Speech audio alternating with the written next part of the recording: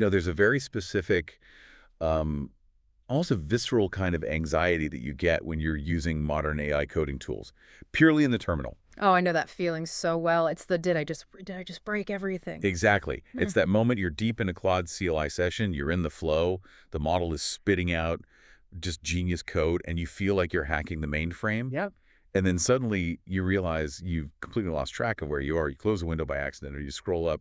And the reason why you did something 3 steps ago is just, it's gone. It is. It's buried in a wall of text. It's what I call the ephemeral context problem. The terminal is, it's incredibly powerful. That's where the real work happens. Sure. But it has no memory, no visuals. And it demands that you, the human, hold the entire state of the project, the conversation, the file structure, all of it, just in your head. It's powerful, but it's blind. Yeah. And honestly, it's exhausting. Well, today we are looking at a tool that is trying to solve exactly that problem. We're doing a deep dive into CodePilot. Specifically, the latest release that just dropped on February 13th, 2026. That's version 0.10.11. And we should be really clear here, right? This isn't just a wrapper. No, not at all. It's not just a pretty skin. It is billed as a proper native desktop GUI built specifically for Claude Code. Right. And so our mission for this deep dive is to figure out if this is, the future of how we interact with these AI agents. We're going to look at how it transforms that raw command line experience into a persistent workspace. We're going to tear apart the tech stack, too, which is surprisingly complex. And we'll talk about what this all means for actual developers' workflow. And just for context, we've gone through the whole GitHub repo for this, the re-ADME, the source code, the commit history, all of it. We are really getting into the nuts and bolts. So let's start with the big picture, this idea of going from terminal to cockpit. Because Claude Code, the engine, it already runs fine in the terminal. Why do we need a cockpit? I think it's like the difference between flying a plane with just a stick and a rudder versus, Right. Having a full instrument panel. That's the gap CodePilot is trying to bridge. The core problem with the CLI is that lack of visual persistence. It's a black box. You type into the void, and the void types back at you. Exactly. But building software, it's not linear like a chat log. It's spatial. You need to see the file tree, you need to see diffs, you need to see the project structure. So CodePilot wraps that raw Claude engine in an interface that, well, it looks a lot like a modern IDE. It does. I was looking at the screenshots from the repo, and the first thing that jumped out was the right panel. It seems so simple, but just having a live file tree right there while you're chatting with the AI, that feels like a huge quality of life improvement.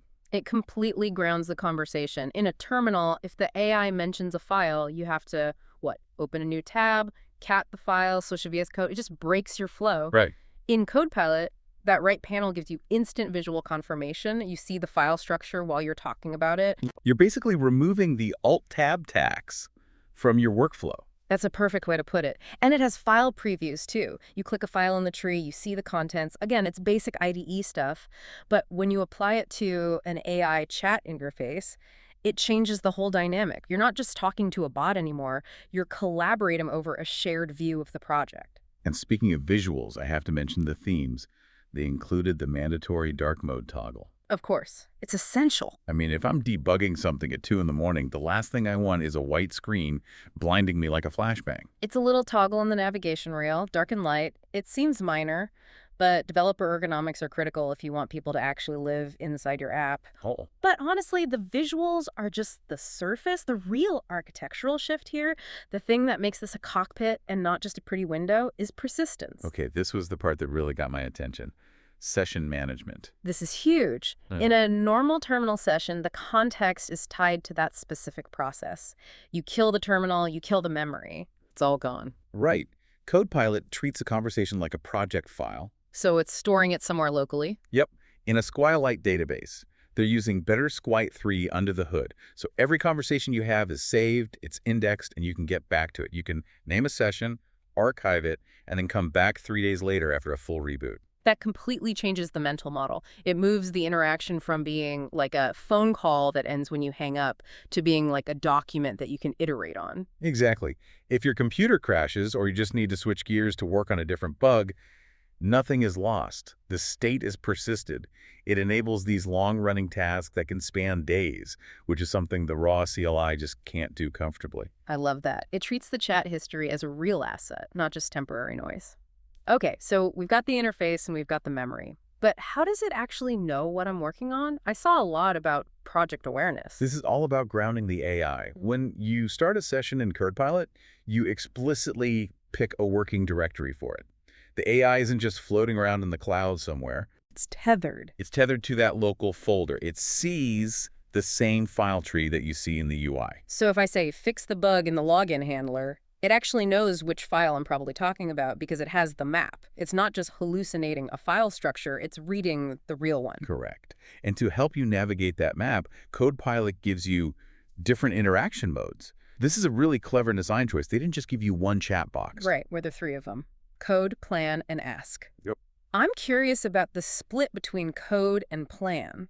I mean, ask is obvious, that's just Q&A, but why separate the other two? It's all about safety and strategy. Think of code mode as giving the AI right access.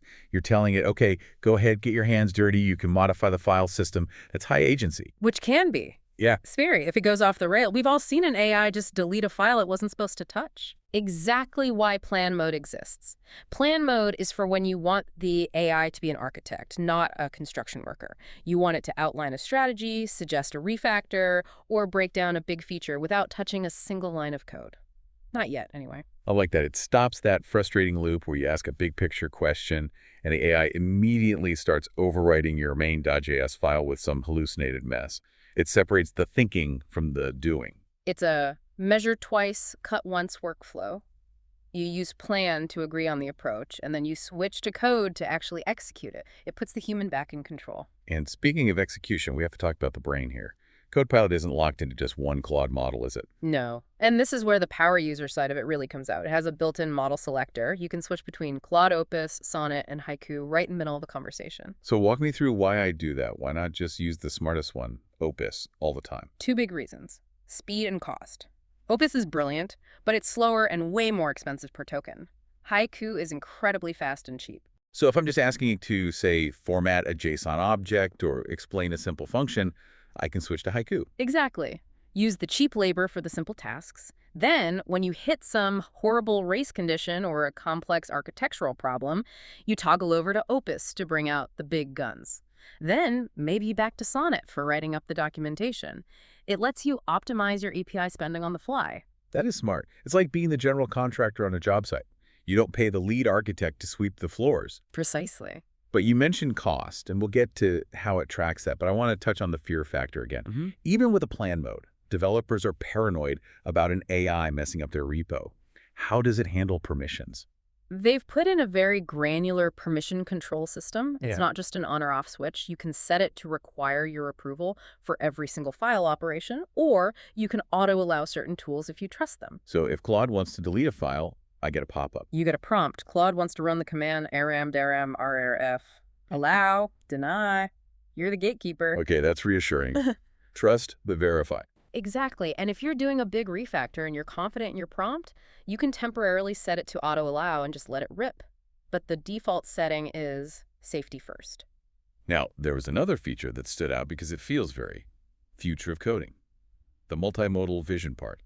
Dragging and dropping images. Yeah, this is becoming standard in web UIs, but seeing it baked into a local desktop coding tool is great. You can take a screenshot of a UI bug, maybe a button is off by 5 pixels, or a chart isn't rendering right, drag that image right into the chat and just say, fix this. And because it has project awareness, it can look at the screenshot, look at the CSS file, and figure out the problem. In theory, yes. It bridges the visual output of your application with the code that actually generated it. It's analyzing pixels and syntax at the same time. Okay, I want to pivot to something that kept popping up in the docs. 3 letters. MCTP. Ah, yes. The Model Context Protocol. This, to me, sounds like maybe the biggest future-proofing feature in the whole application. Can you break down what MCP actually is? So traditionally, AI models are trapped by their training data. They know everything on the internet up to, say, 2023, but they know nothing about your private database or your company's internal wiki or the live status of your servers. Right, unless you're manually pasting all that info into the chat, which is slow and insecure. Exactly. MCP changes that. It's an open standard that lets you build these connectors or servers that the AI can talk to in real time. And CodePilot supports this natively. You can go into the extensions page and configure an MCP server. So, in plain English, I could connect CodePilot to my company's PostgreSQL database. Yes. You could spin up a Postgres MCP server, connect it in the app, and suddenly Claude can query your live data to answer questions, or connect it to GitHub to read the latest issues, or connect it to Slack. It transforms the AI from just a chatbot into a central hub that can interact with your entire ecosystem. That's a total game changer. It means the tool can grow with your stack. It's not just a text editor, it's an integration layer. And the way they handle skills kind of reinforces that whole idea. CodePilot lets you define your own custom skills. They're basically reusable prompt macros. Like those slash commands we saw? Exactly like them. You have the built-in ones, like doctor to run diagnostics if the agent seems confused, cost to check your token usage so far, review to kick off a code review. And compact, I saw that one. Yeah. That's for managing memory, right? Yes. As the conversation gets really long, the context window starts to fill up. Compact tells the system to summarize the history, kind of prune out the noise to free up space and save you money on tokens while keeping the core context intact. It's like garbage collection for your conversation. A very necessary manual maintenance tool for the current generation of LLMs. But you can also write your own skills. You could write a deploy skill that checks your Git status, runs your tests, and pushes to a staging environment, all with one command. That is seriously powerful. Okay, I want to pop the hood now. We've talked about the features, but the engineering behind CodePilot is really interesting. It feels native, but it's all web tech, right? It is, yeah. It's a hybrid architecture, and frankly, it's a bit of a flex by the developers. The desktop shell, the window itself, is Electron version 40. Okay, that's pretty standard. Electron wraps web apps to run on the desktop. VS Code's Electron, Slack is Electron. Right, but inside that shell, the engine driving the UI is Next.js 16. Next.js. That's a framework for server-side rendered websites. Why would you put that inside a desktop app? That was my first reaction, too. But it lets them use the absolute latest React features, specifically the app router and React server components. But here's the quirky part. The main Electron process actually forks the Next.js server as a whole separate process. Wait. So when I launch the app, it's spinning up a local web server on my machine. It spins up a server on a random free port on localhost, and the Electron window is basically just a browser that loads that URL. You're literally looking at a local server running inside your app bundle. That seems really complex. Does it hurt performance?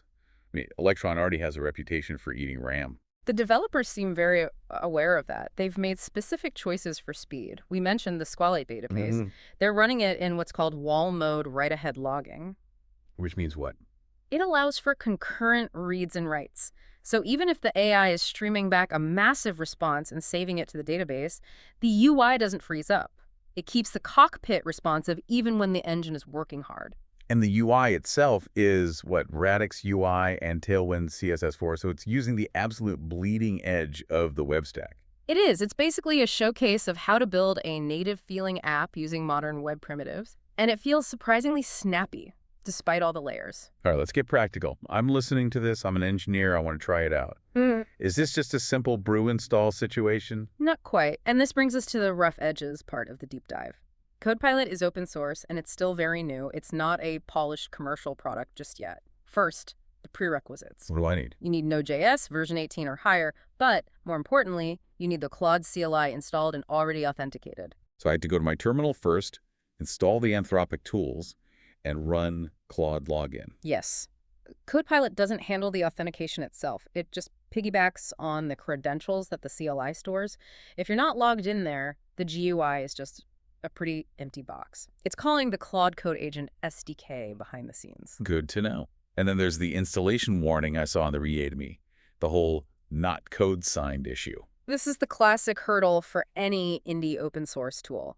Because they haven't paid Apple or Microsoft for a developer certificate, the operating systems flag the app as potential malware. So on macOS, I download it, I double-click it, and it just says, Apple cannot check for malicious software, and offers to move it to the trash. Right, you have to bypass that. The simple way is to right-click it and choose Open, which gives you a different dialog box. But the docs actually recommend a terminal command, zatrar-oecr applications codepilot.app. That's the extended attribute command. It basically strips the quarantine flag that macOS puts on anything you download. It tells the OS, hey, I trust this, leave me alone.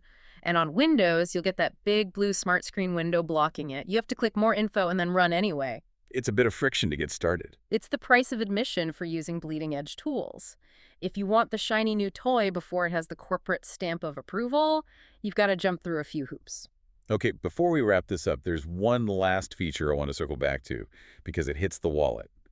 We talked about switching models to save money, but CodePilot actually helps you track that, doesn't it? It does, cost awareness. Since you're using your own API keys through the CLI, you're the one paying the bill to Anthropic. CodePilot shows you the token usage, both input and output, and the estimated cost after every single response. That is so psychologically effective. It really is. When you see that last query just cost you $1.15, it makes you pause. It sort of gamifies efficiency. It stops you from being lazy with your prompts. It forces you to treat AI compute as a finite resource, which of course it is. Exactly, and it aligns with the whole philosophy of the tool, which is control. The terminal gives you raw power, but it's uncontrolled power. CodePilot gives you the dashboard, the files, the modes, the permissions, the costs, all of it. So to summarize our deep dive here, CodePilot is effectively a visual command center for the Claude Code agent.